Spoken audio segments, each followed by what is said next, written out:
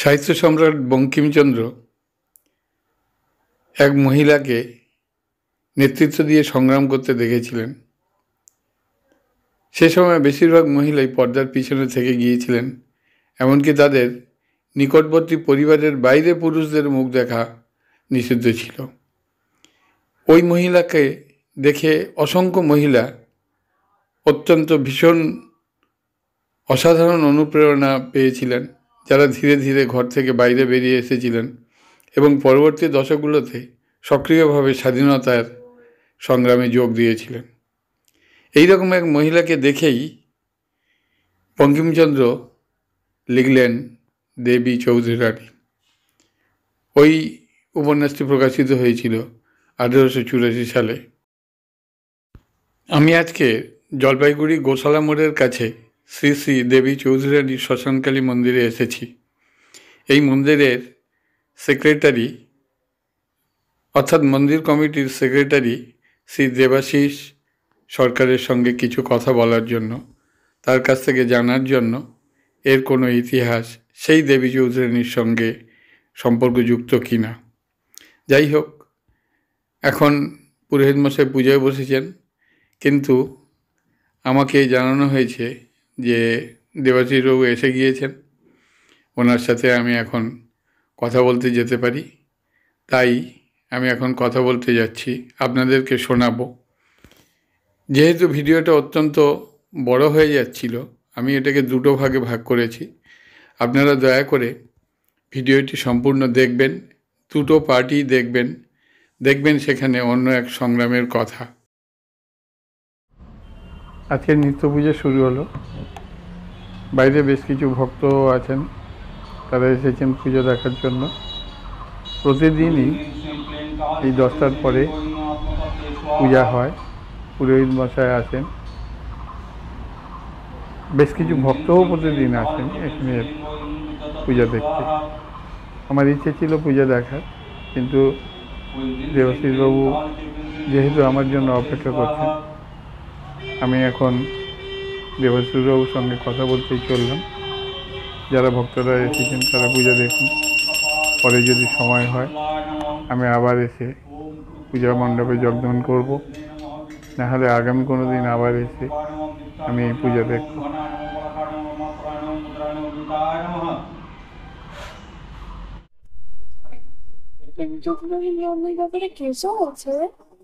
মন্দিরের ব্যাপারে না, এই যে মন্দিরের জমি দখল করে নিচ্ছে সবাই, লোকে ফাঁকা পেলে কি করবে? আচ্ছা দাঁড়াও। হ্যাঁ আচ্ছা, নমস্কার। হ্যাঁ নমস্কার। আমি তো এখন দেবাশিস সরকারের সঙ্গে কথা বলছি। হ্যাঁ, আমি দেবাশিস সরকার। এই মন্দিরকে নিয়ে আছি ধরুন 2003 সাল থেকে। মানে আমরা এখন দাঁড়িয়ে আছি দেবী চৌধুরী রানী শ্মশানকালী মন্দিরে। হ্যাঁ, মানে আমাদের কাছে যেটা প্রচলিত আছে সাধারণ লোকের কাছে, সেটা হলো এই দেবী চৌধুরী রানী মন্দির। উনি দেবী চৌধুরী রানী এখানে মাঝে মাঝে আসছেন এবং উনি প্রতিষ্ঠিত। হ্যাঁ, ওনার ইতিহাসটা অর্থাৎ মানে এই মন্দিরের সঙ্গে কিভাবে তার মূলত দেবী চৌধুরী রানীর জায়গাটা হলো রংপুর। বাংলাদেশের রংপুর হচ্ছে দেবী চৌধুরী রানীর মূল ডেরা। এবার সেখান থেকে রংপুর, দিনাজপুর আর বৈকুণ্ঠপুর, এটা ছিল তার টেরিটরি। সেই সময় সন্ন্যাসী বিদ্রোহের কাল, রংপুরের মাটি অত্যন্ত উত্তপ্ত। সেই পরিপ্রেক্ষিতে দেবী চৌধুরী রানী উঠে এসেছিল মূলত নারী মুক্তির একটা প্রতীকী হিসাবে। সেই সময় রংপুর ছিল সমস্ত জমিদারি সেরেস্তাগুলোর হেড অফিস, এবং এই সমস্ত সেরেস্তায় জমিদারদের ভাইপো, ভাগনা, ভাস্তা এরা থাকতো, এবং সারাদিন তাদের ওই খাজনা কালেকশন করা ছাড়া আর কোনো কাজ ছিল না। ফলে তারা অত্যন্ত ব্যভিচারী জীবনযাপন করতো এবং গরিব ঘরের মা বোনদের ধরে এনে তারা তাদের লালসা চরিতার্থ করত। এরকম ভাবেই দেবী চৌধুরী রানী পৌঁছেছিল এরকম একটা ট্র্যাপ হয়ে, যেটা উপন্যাসে খানিকটা সূত্র আছে যে তাকে ওই তুলে এনেছিল জন্য বাগদির বেটি ছিল জন্য ট্রাইবালের মেয়ে এরকম ধরে তার শ্বশুর বাড়িতে তাকে গ্রহণ করেনি এবং তাকে তাড়িয়ে দিয়েছিল যে চুরি ডাকাতি করে খাও। তো সেই সময় দেবী চৌধুরানী এরকম একটা ট্র্যাপড হয়ে এসেছিল এবং রংপুর এলাকায় 500 গণিকার একটা কলোনি তৈরি হয়ে গেছিল, যাদের এই সমস্ত অত্যাচারিত মহিলাদের আর ঘরে ফেরার কোনো উপায় ছিল না।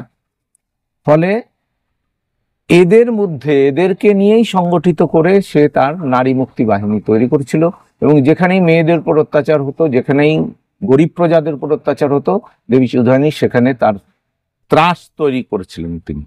এবং মানে সেই সময়টায় মানে ব্রিটিশ সাম্রাজ্যের শেষ দিক, তো ব্রিটিশ সাম্রাজ্যের ওরাও মানে করদ রাজ্য তৈরি করেছিল কতগুলো, অর্থাৎ মানে জমিদাররা যে খাজনাটা উঠাতো সেই খাজনাটারই আর একটা পার্ট ব্রিটিশদেরকে দিতে হতো। ফলে ব্রিটিশরা জমিদারদের চাপ দিত, জমিদাররা গরিব মানুষদের উপর ইসে করতো, এবং জমিদাররা সব সময় এই সুযোগটা তাদের ছিল না বা পারতো না।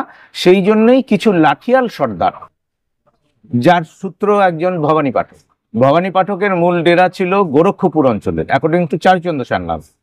গোরক্ষপুর অঞ্চল থেকে সে এখনো আপনি দুর্গাপুর মিশন হসপিটালের ওখানে দেখবেন, সেখানে ভবানী পাঠকের ডেরা আছে, অবজারভেটরি আছে, গুহা আছে। ভবানী পাঠকের ডেরা ছিল মূলত এইখানে অবিভক্ত বাংলায়। তখন ওই দেবী চৌধুরী কি বলে ভবানী পাঠকের ডেরাটা ছিল ওই বর্ধমান জেলার, আর সোজাসুজি দূরত্বে গাইবান্ধা ছিল দেবী চৌধুরানীর এরিয়া। এবং ভবানী পাঠক একা না, সেই সময় মেহের আলী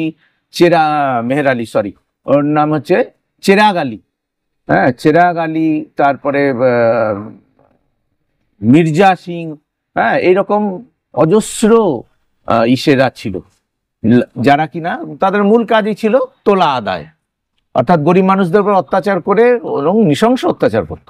এখন একটা লুট্ত রাজের, আপনি সন্ন্যাসী বিদ্রোহের কাহিনী বলে আনন্দমোহন চক্রবর্তীর বই আছে, সেখানেও আপনি পাবেন। তো মানে রেকর্ডের যে মৃত্যু যেটা, সেটা হচ্ছে 1786 ভবানী পাঠকের মৃত্যু হয় লেফটেন্যান্ট ব্রেনানের হাতে। লেফটেন্যান্ট ব্রেনান, ক্যাপ্টেন স্টুয়ার্ট, এরা একটা চিরুনি তল্লাশি সেই সময় শুরু করে রংপুর এলাকায়, যে ভবানী পাঠক তখন অত্যন্ত ত্রাস হয়ে উঠেছে, এবং ভবানী পাঠকের সঙ্গে তাদের একের পর এক ছোটখাটো যুদ্ধ লেগেই থাকতো, এনকাউন্টার হতো, এবং এইগুলোর ফলে ভবানী পাঠকের টিমটা তখন একটা স্ক্যাটার্ড অবস্থা। এই সময় মনে রাখতে হবে যে আফগান বাহিনীর যে ডিসব্যান্ডেড আর্মি, যখন মোগলদের শেষ সময়, সেই সময়ে এই আফগান বাহিনীর লোকেরাও মানে যারা ওই আর্মি থেকে ছাঁটাই হচ্ছে, তারা এসে ভবানী পাঠকের টিমে জয়েন করছে। তো সেই সময়টায় ভবানী পাঠক দেখলেন যে রংপুর ছাড়তে হবে। তো এই পরিস্থিতির মধ্যেই দেবী চৌধুরানীর সঙ্গে তার অ্যালায়েন্সটা হয় বা দেখা হয়, কারণ দেবী চৌধুরানীর কাছে 10 ঘোড়া মোহর ছিল, যে নীলধ্বজ বংশের সম্পত্তির একটা টাকা তার কাছে ছিল, ওই মোহর। এই সংবাদ ভবানী পাঠক পেয়েছিলেন, এবং ভবানী পাঠক যেমন এরকম গরিব মানুষের উপরে অত্যাচার করে খাজনা আদায় করে লুটতরাজ করতো, এবং এক একটা তালুক এক একজনের ছিল, হ্যাঁ চেরাগ আলী, তারপরে ওগুলার নামটা আমি ভুলে যাচ্ছি এই মুহূর্তে, মজনু শাহ, হ্যাঁ এরা ছিল ভয়ঙ্কর অত্যাচারী লুটতরাজ ডাকাত সর্দার। মানে এখনো ইউপি বিহারে যেরকম লেঠেল মানে বন্দুক বাহিনীকে ব্যবহার করা হয় বুথ জ্যাম ইত্যাদি এগুলোর জন্য, তখন এগুলোকে মাসল ম্যান হিসাবে ব্যবহার করা হতো, এই জমিদাররা ব্যবহার করতো, কারো তার এরিয়া বাড়ানোর জন্য, কারো হয়তো বাইজি লুট করে, এক জমিদার যাচ্ছে তার বাইজি লুট করে নিল, এগুলো ছিল তখন। তো অ্যামুজমেন্ট তো এইটাই। তো যাই হোক, আমি একটু গোলমেলে করে ফেলছি বিষয়টা। দেবী চৌধুরানীর উদ্ভবটা এই অত্যাচারিত মহিলাদের থেকেই উদ্ভবটা হয়, এবং তার সঙ্গে আপনি উপন্যাসে দেখবেন নিশি গোবরা দুটো ক্যারেক্টার আছে, যারা কিনা একসময় রাজপুত ফ্যামিলিতে ছিল। তারা ওই অশ্বি চালনা, অস্ত্র চালনা জানতো, মানে অশ্ব চালনা জানতো, বলে তারা ট্রেনিং দিয়েছিল এই মহিলাদের, এবং এইভাবে দেবী চৌধুরানী তার নারী মুক্তি বাহিনী তৈরি করে। এবং যেখানেই মেয়েদের উপরে তা অত্যাচার হয়, যেখানেই ইসে হয় কি বলে গরিব মানুষের উপর অত্যাচার হয়, এবং জাতি ধর্ম নির্বিশেষে এই যে দেবী চৌধুরানী মানে একটা ব্রিটিশ গভর্নমেন্টের এগেনস্টে তার একটা কনস্ট্রাকটিভ লড়াই ছিল।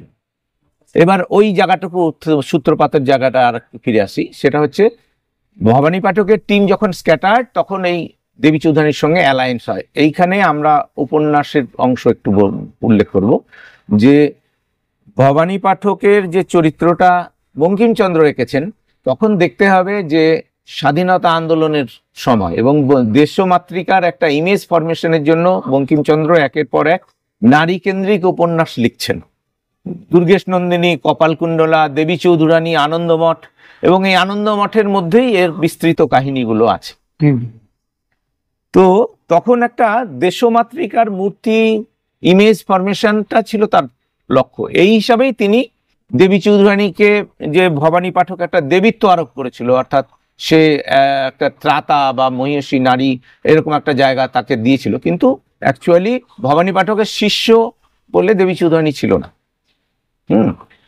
হয়তো সে বেদজ্ঞ ব্রাহ্মণ ছিল, 2-4টা মন্ত্র ইত্যাদি সে জানতো, কিন্তু তখনই ওই তার মারা যাওয়া 1786-র আগেই 1785 এই সময় দেবী চৌধুরানীর সঙ্গে ভবানী পাঠকের অ্যালায়েন্স হয়। এবং ভবানী পাঠকের মৃত্যুর পরে, এটাও চারুচন্দ্র সান্যালের লেখায় আছে, তারা তাদের দ্বিতীয় নেত্রী দেবী চৌধুরানীকে নেতৃত্বে তারা এই পারে চলে আসে। এবার এই পারে 1872 নাগাদ একটা তিস্তার বেডে বড় ভূমিকম্প হয়। ভূমিকম্পের ফলে একটা ওয়েল সারফেস তৈরি হয়, এই according to Subir Sarkar, north Bengal university.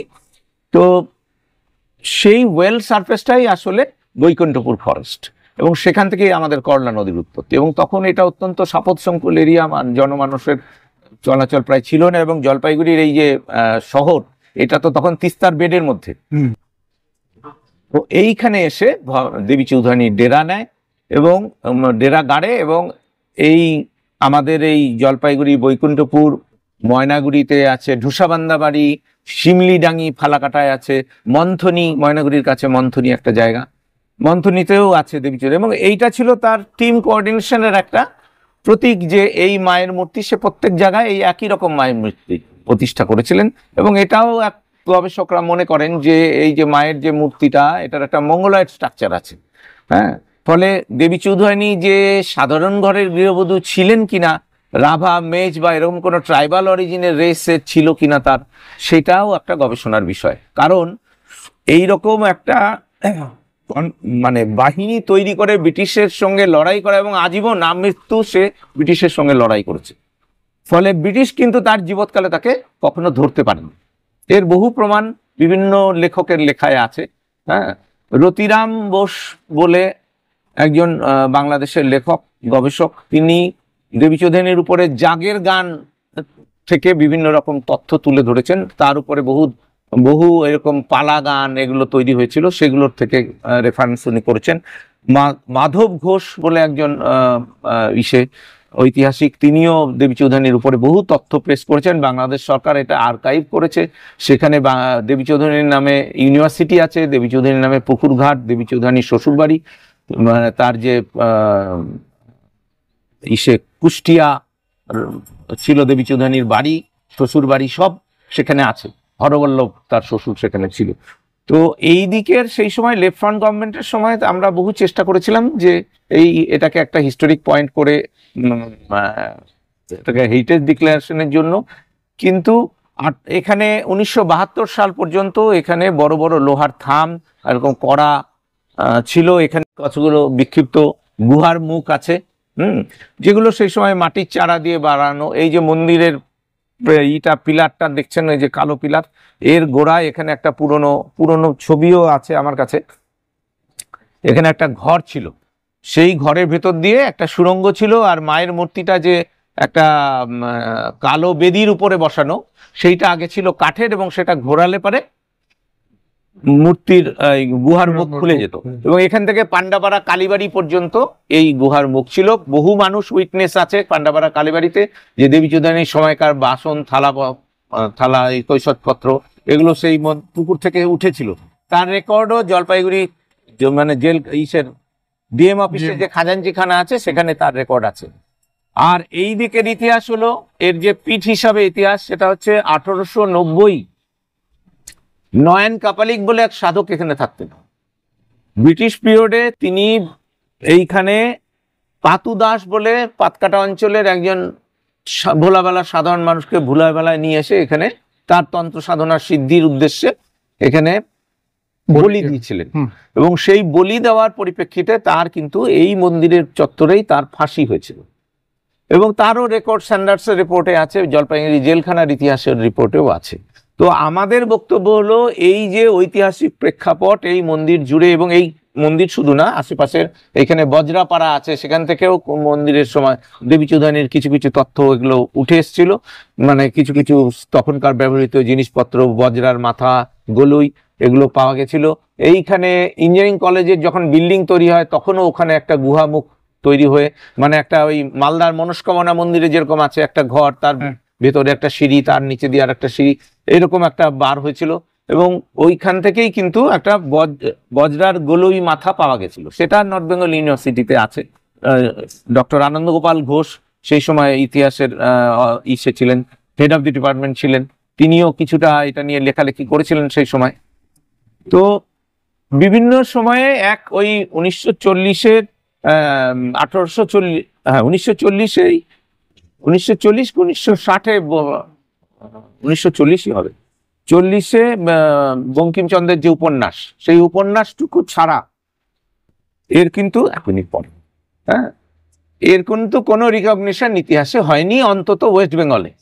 এবং এই যে ব্রিটিশ এখানে ডেপুটি ম্যাজিস্ট্রেট ছিলেন, এবং মানে এমনকি বলা হয় যে ভবানী পাঠকের সই করা, দেবী চৌধুরানীর সই করা প্রচুর ওকালতনামাও সেই সময় তিনি পেয়েছিলেন। এবং ওখানে খুঁজলে কিছু পাওয়া যেতে পারে। ওইখানে খুঁজলে আপনি এখান থেকে ময়নাগুড়ি যায় ঢুসাবান্দাবাড়ি জায়গাটার নাম, মানে যেখানে হচ্ছে কালসাজির ঘাট, যেখানে উপন্যাসে আছে, যেখানে ভবানী পাঠক দেবী চৌধুরানীকে ধরিয়ে হরবল্লভ ওর শ্বশুর দেবী চৌধুরানীকে ধরিয়ে দিতে চাচ্ছিলেন, সেই জায়গাটা কিন্তু বার্নেশ ঘাট ময়নাগুড়ি। এবং এই তিস্তার এই পার পর্যন্ত সুড়ঙ্গের মাথা, এবং ওই পারে বার্নেশ ঘাট থেকে সুড়ঙ্গ ছিল, যেটা এই মন্দির থেকে শুরু হয়েছে। ফিরে আসি, কিছু কিছু প্রামাণ্য নথি এখানে পাওয়া গেছে, ওনার বাসনপত্র ইত্যাদি পাওয়া গেছে। তো তারপরে এই ধুসাবান্দা বাড়িতে এখনো আছে একটা বড় গুহা, উপন্যাসে আছে টেকের পাঠের কথা, যেখানে দেবী চৌধুরানী রঙ্গরাজকে বলছে যে ওইখানে গিয়ে জাহাজ ভিড়াতে হবে, কারণ ওইখানে ধন সম্পত্তিগুলো রাখতে হবে। তখন তিস্তার মাঝখানে, তখন এটা তিস্তার বেড, তিস্তার মাঝখানে একটা কুয়ার সদৃশ্য গর্ত সে তৈরি করেছিল, সেইখানে তার মানে লুট করা ধন সম্পত্তি দেবী চৌধুরানী রাখতেন। এবং এটা এখনো সেই লোহার পাত ঘেরা বিশাল কুয়ার মুখ, সেটা এখনো ওখানে আছে। হ্যাঁ, ধুসাবান্দা বাড়ি জায়গাটাকে বলে, টেকের পাট যার উল্লেখ এখনো টেকের পাট বলেও এখন ওই জায়গাটা আছে।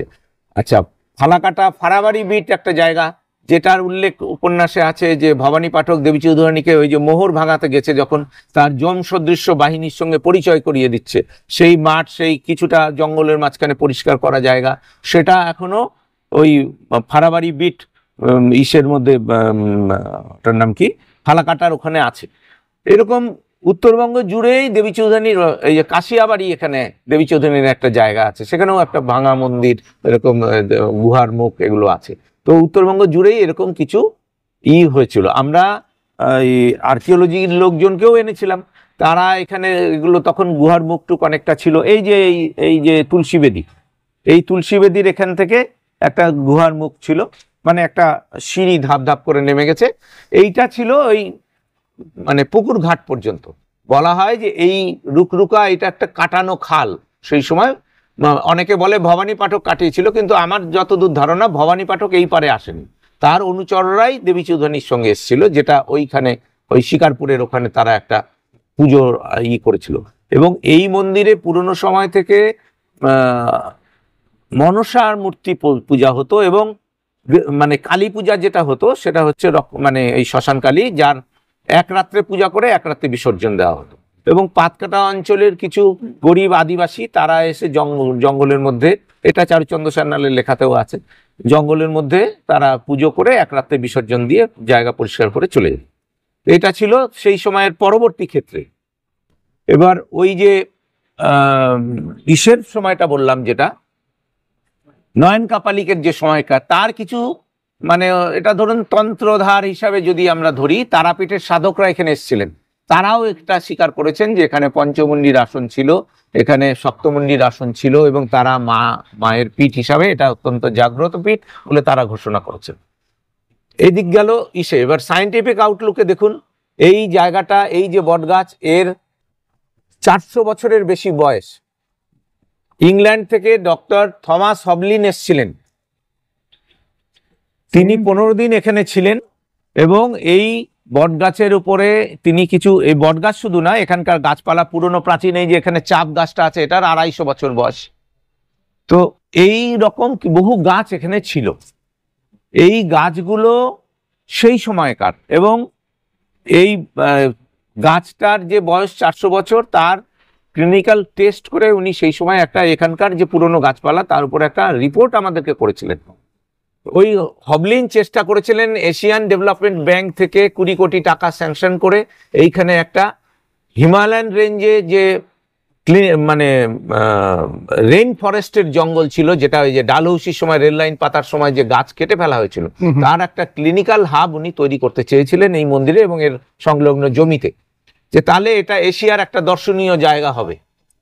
এইটার জন্য সেই সময় আমরা গভর্নমেন্ট অফ ওয়েস্ট বেঙ্গলকে, গভর্নমেন্ট অফ ইন্ডিয়াকে আমরা জানিয়েছিলাম। শুধু আমাদের কাছে কোনো জমির কাগজ নাই, এই ছুতায় গভর্নমেন্ট কোনো রকম কিছু করতে রাজি হয়নি, এবং এই জমির কাগজ আমরা দেখাতে পারিনি জন্য সেই প্রজেক্টটা এখনো অ্যাবান্ডান্ট হয়ে আছে। হ্যাঁ, এবং গভর্নমেন্টকে আমরা বারবারও রিকোয়েস্ট করছি যে এটাকে একটা ঐতিহাসিক ট্যুরিজম প্রসপেক্টের বহু মানে প্রসপেক্ট আছে। কারণ হচ্ছে যে এই যে পুষ্করিণী, এটাও দেবী চৌধুরানীর কাটানো পুষ্করিণী, এর সঙ্গে টানেল করে নদী পর্যন্ত যোগাযোগ করা আছে। এখনো সুকু ঠাকুর আমাদের ঠিক ইমিডিয়েট আগে, ধরুন 56 সাল থেকে এখানে মানে অমলেন্দু মিত্র বলে স্থানীয় একজন সাধক থাকতেন, তিনি মূলত 56 সাল থেকে এই জায়গাকে রক্ষা করেছেন। ওই যে ঘর, এটা মানে মারোয়াড়িরা তাকে কিছু আর্থিক সাহায্য করতো, সেই ঘরে উনি থাকতেন। ওই ঘরের নিচ দিয়ে কিন্তু একটা সুড়ঙ্গ নদীর পার পর্যন্ত আছে, সেটা এখনো আছে, সেটা এখনো আছে, গাছপালার শিকড়ে কভার করে গেছে। এবার সুকু ঠাকুরের ছিল গয়টারের পেশেন্ট, তার বিশাল বড় বড় চোখ আর এরকম ঝোপা চুল এরকম ছিল জন্য, এই গয়টার পেশেন্ট হওয়ার কারণে তার একটা ভীষণ দর্শন চেহারা ছিল। এই কারণে স্থানীয় মানুষ এখানে ঢুকতে ভয় পেত, এবং গভীর জঙ্গল ছিল। আস্তে আস্তে সমস্ত জঙ্গল পরিষ্কার হয়ে গেছে, পুরনো গাছপালা সব মরে গেছে, ঝড়ে ভেঙে পড়েছে। বহু চেষ্টা করে, এই যে এখানে একটা রুদ্রাক্ষের গাছ ছিল, আমরা বছরে প্রায় 4-5 হাজার টাকা রুদ্রাক্ষ বিক্রি করতাম তারাপীঠের সাধকদের কাছে। তারা ওই ইসেতে যেত, কামাখ্যায় যেত, তারা ফেরার পথে এখান থেকে রুদ্রাক্ষ নিয়ে যেত। সেই গাছটা ভেঙে পড়লো, আমরা ফরেস্ট ডিপার্টমেন্টকে রিপিটেডলি খোঁজ খবর করলাম, করলাম, এখন অত্যন্ত রুইন পজিশন। আমরা এই ঠাকুরমশাইয়ের মাইনা দিতে পারি না। এই যতটুকু যা দেখছেন সম্পূর্ণ পাবলিকের অবদান।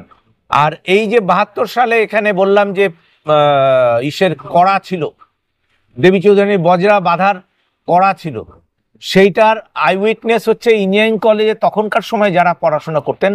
তমালকান্তি রায় এক ভদ্রলোক, যিনি এখনো মন্দিরের সঙ্গে যোগাযোগ রাখেন, তিনি বাহারিনে আছেন। তিনি এই মায়ের মূর্তি বাহারিনে নিয়ে গিয়ে পুজো করেন। ওখানে কালী পূজার রাত্রে উনি ওইখান থেকে আসেন। এখানে জলপাইগুড়ির ছাত্র, জেলা স্কুলের এক ছাত্র ছিলেন, তিনি মালয়েশিয়াতে আছেন, তিনি এসে এই মন্দিরের জলের ব্যবস্থা করে দিয়ে গেছেন। তিনি মালয়েশিয়াতে মায়ের পুজো করেন।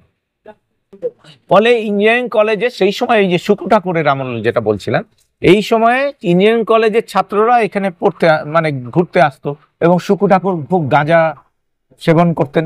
ফলে তার সঙ্গে তাদের একটা অসম বন্ধুত্ব, বয়সের বন্ধুত্ব হয়েছিল, এবং সেই সূত্রে এটা গাঁজারই মহিমা বলবো। হ্যাঁ, সেই সময়ে এই ইঞ্জিনিয়ারিং কলেজের ছাত্ররা সুকু ঠাকুরের কাছে এসে এখানে থাকতেন, তাদের পুজোর আচ্চার সাহায্য করতেন। তো তারা দেশে বিদেশে আছে, তারা এই জায়গাকে রিকগনিশন এখনো করে, তারা সময় পেলেই এখানে আসে। এর একটা ন্যাচারাল এসি এর অ্যাটমসফিয়ারের মধ্যে আছে। আপনি দেখুন যে অত্যন্ত গরমের সময়ও এখানে প্রাকৃতিক পরিবেশটা এত সুন্দর, এবং এই পুরনো গাছগুলোই এর কারণ। আমি মূলত একজন বিজ্ঞানের ছাত্র, আমি এখানে এসছিলাম এই গাছগুলোর বিষয়ে জানার জন্য। এবং এই গাছটা যার গোড়াটা খুঁড়ে দিয়ে আমরা 2-3 ট্রাক ওই ভার্মি মাটি দিয়ে গাছটাকে বাঁচিয়েছিলাম। এটা তো শিকড়টা, মূল গাছটা তো অনেক আগেই মারা গেছে, এর ডালপালা এই পর্যন্ত বিস্তৃত ছিল। তো আমার টার্গেট হচ্ছে দেবী চৌধুরানীর যে মোটো ছিল, অর্থাৎ জাতি ধর্ম নির্বিশেষে গরিব মানুষের পাশে দাঁড়ানো, আমরা সেইভাবে এই জায়গাটাকে গড়ে তুলতে চেয়েছি এবং এটাকে একটা সোশ্যাল হেরিটেজ হিসাবে গভর্নমেন্ট ডিক্লেয়ার করুক। বাকি অংশ পার্ট 2-তে থাকবে। আপনারা অবশ্যই শেয়ার করুন, সবাইকে জানান, পারলে সাবস্ক্রাইব করুন।